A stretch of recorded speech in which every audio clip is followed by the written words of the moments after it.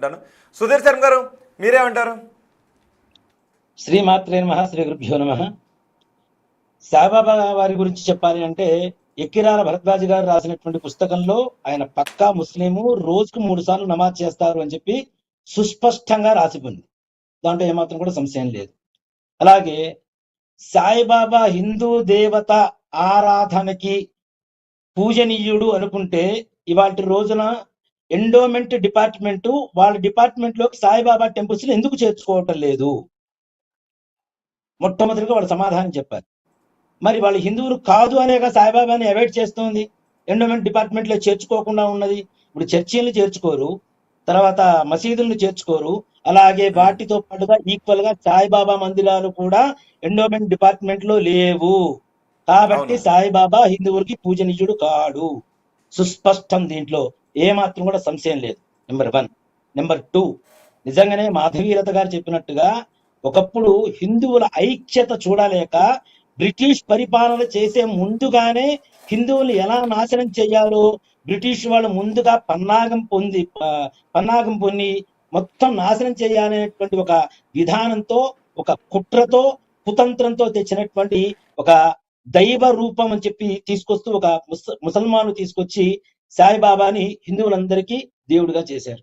నిజంగానే ఆయన సాయిబాబా దేవుడే అయితే ఇక్కడ చూడండి, ఎక్కడైనా సాయిబాబా దేవాలయాలు ఎక్కడైతే హిందూ దేవి దేవతల విగ్రహాలు ప్రతిష్ఠ అయ్యి ఉంటాయో అవి మాత్రమే ఎండోమెంట్ డిపార్ట్మెంట్ లో ఉంటాయండి, అంతకుమించి ఉండవు. అంతేకాకుండా సాయిబాబా పురాణాల కాలం నుంచి ఉన్నటువంటి వ్యక్తి కాదు. ఆయనకి యంత్రాలు లేవు, మంత్రాలు లేదు, పురుష సూక్తం లేవు. ఆయనకు అన్ని అనేక రకాలైనటువంటి ఒక అంటే మన పూర్వం సనాతన ధర్మంలో ఉన్నటువంటి దేవీ దేవతల మంత్రాలు తీసుకొచ్చేసి సాయిబాబా వారికి అభిషేకం చేస్తారు, సాయిబాబా గాయత్రి చదువుతారు, సాయిబాబా యంత్రాలు పెడతారు, సాయిబాబా మంత్రాలు చెబుతారు.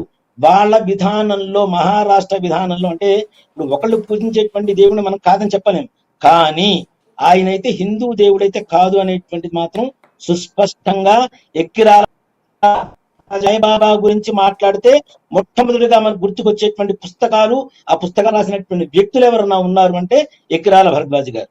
వారు రాసినటువంటి పుస్తకంలో కూడా సుస్పష్టంగా 3 పూటల ఆయన తప్పనిసరిగా నమాజ్ చేస్తారు అని చెప్పి రాసి పెట్టింది. ఇంకా ఆ తర్వాత కూడా మన దేవుడు అని చెప్పి ఇక్కడ పరమత సహనం కూడా మనకే ఉన్నాయి. మాట చెప్పాలంటే మన హిందువులు చర్చిలకు వెళ్తారు, మతాలు మారుతారు, నమాజులకు వెళ్తారు, వాళ్ళు పెట్టేటువంటి బొట్టులు పెట్టించుకుంటారు, తాయిత్రులు కట్టించుకుంటారు.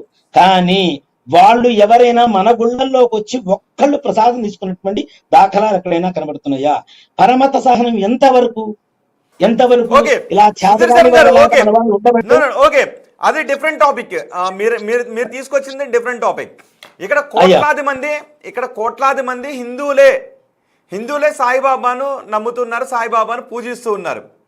సో కొంతమంది దేవుడిగా పూజిస్తారు, మరి కొంతమంది గురువుగా పూజిస్తారు.